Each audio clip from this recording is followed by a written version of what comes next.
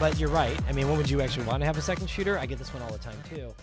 Split bride and groom preparations. What I mean by that is you're getting ready at two separate locations altogether. So what that means is that we can't be at two places at once, obviously, as much as I'm sure so many people would love me to be.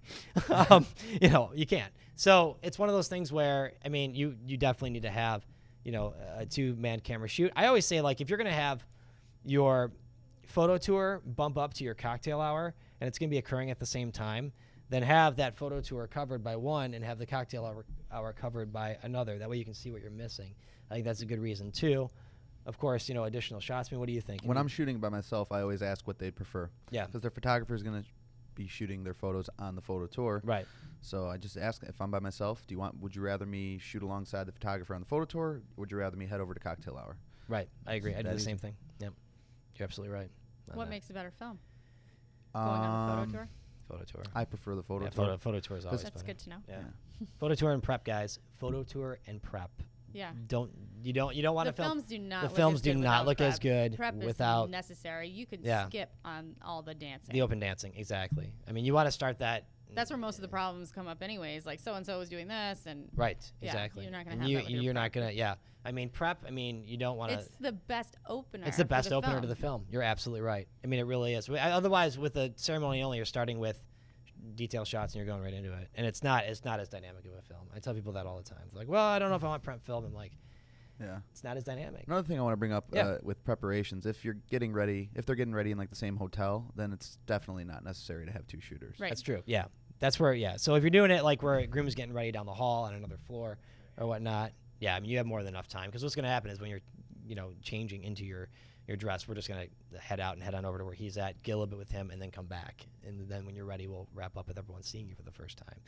So in that case, I think it works pretty well. So prep but and photo tour. yeah, prep and photo tour. Prep and photo tour. If you want that dynamic film. Yeah, something yes. really, because I mean, let's face it, the live elements, the ceremony, the reception doesn't take a genius to film it. Speeches and toasts, it's pointing a camera Well, at and someone you're speaking. gonna have all that in your raw footage, Yes, and that's in true. your own film, you're not gonna want to watch 2 minutes of some woman dancing. Exactly, right. I know because we recently got that request. We did get that request. Can you please take her out of the Please film. don't put her in my film. Please don't put her in my film. So it is, it's one of those things where, I mean, it is. I mean, the reception, it doesn't take a genius to point a camera at somebody speaking and just keep it there. I mean, it isn't. So the real dynamic aspects of your film are going to be in the in-betweens. That really shows you how good a company is, how they're able to film those moments, because that's where the creative stuff really happens. Sure. It's how you are filming that, and that really takes that video and puts it over the top and makes it professional. I mean, So, even if you don't have them getting your makeup, I love the dress shots. well, the dress shots Panning are great. across, panning up, it's beautiful. Exactly. And for some of our guys that use steady cams, it looks Sliders. amazing. Sliders. I mean, that stuff looks good. We're working drones into some of this stuff too. And, I mean, some of this stuff all that stuff looks terrific. I know we had, I think a guy, he was on like the coast of the water and he flew the drone out. It looked absolutely amazing. I was like, Hey, Tom did amazing work with a weed. He did. It was the flowered weed. Oh, yeah. Yeah, I love that one. beautiful. Texas. I love that Yeah. one. Yeah. I mean, so, I mean, those moments are key. And those are big moments that you want to have. So very important. Yeah, there's a lot of concern with like main films. Yeah. Like, do I need the long one? That's a good question. Let's talk about that a little yeah. bit. So the main film, here's my opinion on getting a longer film, right? So brief history of videography. I think you'll get bored. Yeah, well, brief history, I'll give you the 30-second story of videography. Time it. If I can do anything in 30 seconds. Not But talking. it used to be that you had these long films like 10 years ago, and that's what they had, a long film. You didn't even have film trailers. Film trailers actually started, we've been around for 10 years. They started around the time when we were getting started. So film trailers really only came out about 10 years ago where you had something short. As videos became easier to share online, film trailers became more and more popular because people wanted to share those.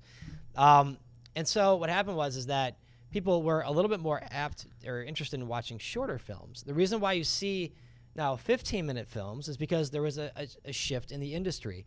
Everything moved from these big cameras that can film, an hour at a time on tape, sometimes 2 hours at a time on, actual tape, to DSLR, which is all digital. And DSLR cameras, for the most part, can shoot, 15, 20, 25 minutes at a time.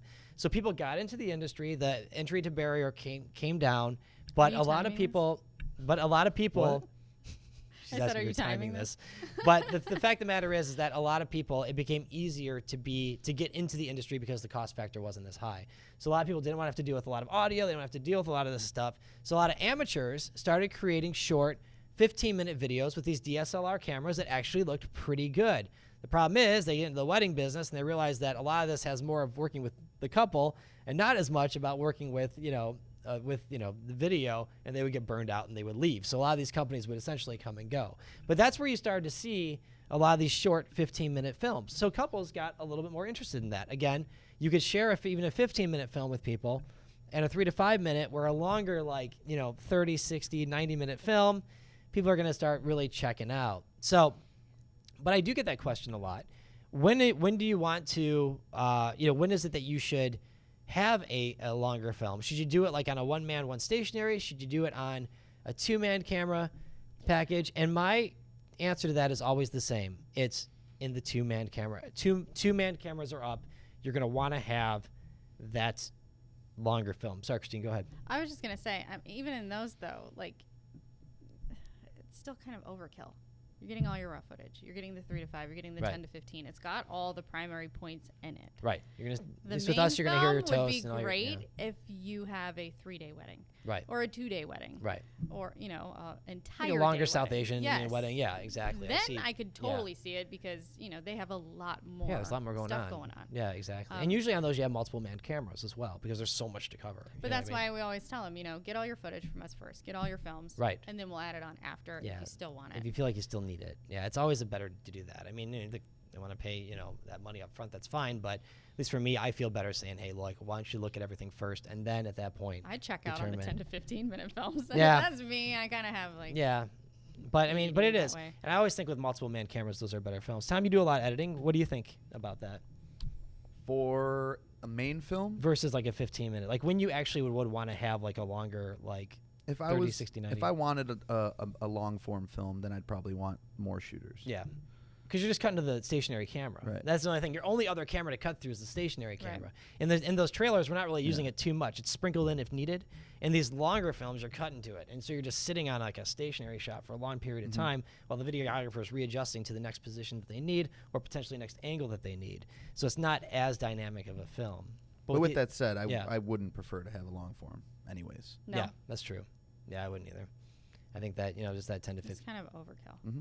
It is, yeah.